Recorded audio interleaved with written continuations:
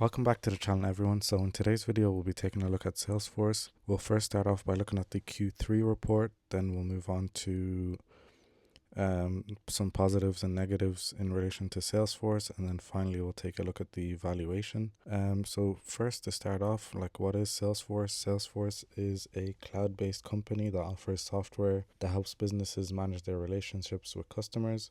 So their top three really services are right here. So Sales Cloud, which is their customer relationship management system.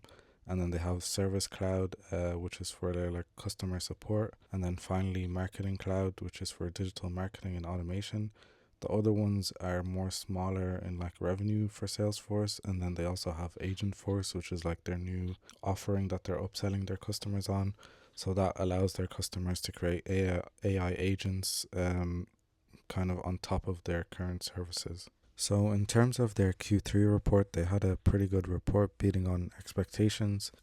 They've reported remaining performance obligations, or current remaining performance obligations, going up 11% year over year. Their remaining performance obligations going up 12% year over year. And then their quarter revenue is up to 10 billion, up 9% year over year. And they have also continued to buy back shares. So they have a share buyback program, and they have returned 4.2 billion to shareholders, including 400 million in dividends. And they also raised their full year expectations for FY26, which in this case actually FY25. I'm not sure why they name it FY26, but they raised their expectations there or their guidance for revenue up 9% year over year. And then if we look at their share buyback program, they're continuing to buy back shares. They've bought back 28 billion out of 50 billion authorized, and it seems like that's going pretty well for them, so they'll continue to do that.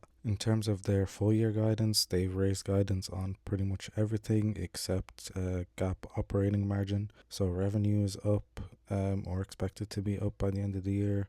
Subscription and support revenue, EPS, and free cash flow as well. So all looking pretty well there.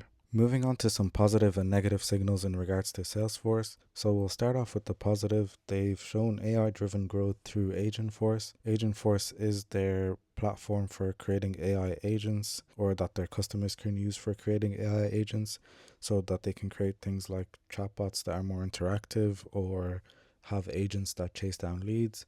So Agentforce has grown 114% year on year, and is expected to continue to grow to become a higher portion of revenue. The next thing would be their historical valuation.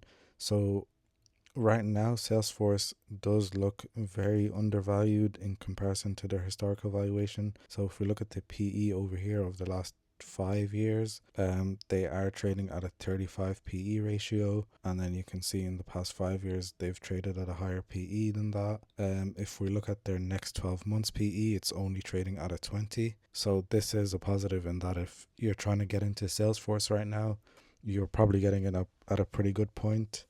The other thing that the market seems to undervalue with Salesforce is the switching costs. So Salesforce is already quite embedded with a lot of companies, even the Fortune 500 companies. So for them to switch to another rival or competitor, it would take quite a bit, probably a year of moving things over to another competitor. So it makes it very hard to switch from Salesforce, which is a very big positive for them.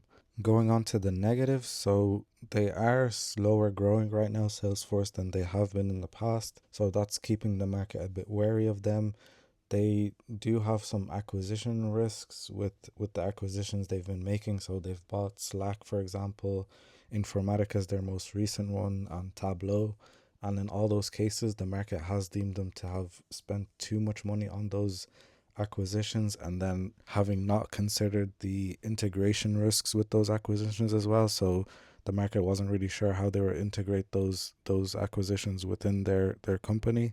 So that's always a risk with Salesforce as well. Their track record isn't great in that aspect. And then the last negative would be market uncertainty, and that's because of the few things I've mentioned as well. And if we even look at the stock price, the market is kind of wary of Salesforce right now.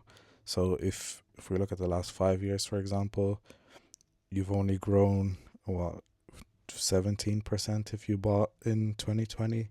So the stock price hasn't really moved much in the last 5 years as well, showing market uncertainty there. Okay, so moving on to valuation. So Salesforce is sitting at $260 right now. They are down, let's see, 20% year to date, which isn't great. The market is quite skeptical of them right now. Their revenue, however, has been going up and to the right, up 20% in the last 10 years, year over year. And then it's been slowing down, so it's at 8% in the last year. Their free cash flow is looking pretty healthy, up and to the right. And let's see here, their EPS is also kind of similar. And as we've seen previously, they're not this one, it's their share outstanding. So they are buying back shares. So they have that share buyback program in place, which is good. And we've also seen their valuation as well with the PE ratio. So in terms of valuation, let's go back here. If we look at interactive brokers, we can see that the analysts are saying that Salesforce is undervalued. So their price target for Salesforce on average is $324. And then if we look at some of the CEO's comments as well in the latest report, he does mention that they are on a path to grow to achieve 60 billion plus in organic revenue by 2030. So if we compare that to what the actual analyst thinks, so analysts are thinking that it will be, on average, the analysts are thinking that it will be around 58 billion in revenue by 2030 for Salesforce. So it does for them come in quite a little bit lower than what the CEO expects. And then if we do some DCF calculation, in this case we'll use free cash flow, as I think it's better for Salesforce to look at the free cash flow. So in terms of free cash flow, they're sitting at 14 billion in free cash flow, or that's 12 billion there. So they have grown free cash flow 32% year over year in the last 10 years. If we take that into consideration and put that a bit lower, we can say maybe 20% in free cash flow growth for the next 5 years. If the free cash flow yield remains around the same, we can see that Salesforce could grow to about 640 or $650 in price, so more than double. Do I see this happening? I wouldn't be surprised if it does happen, but they will have to show like pretty good steady growth for the next 5 years to achieve that. And then the market will have to look at them more positively as well. So yeah, that's pretty much it in terms of Salesforce. Let me know what you think. I think it is a good buying opportunity, risk adjusted, but the market is skeptical and hasn't been kind to Salesforce in the last couple of years. So we'll see how this one plays out as well. So let me know what you think, and I'll see you in the next one.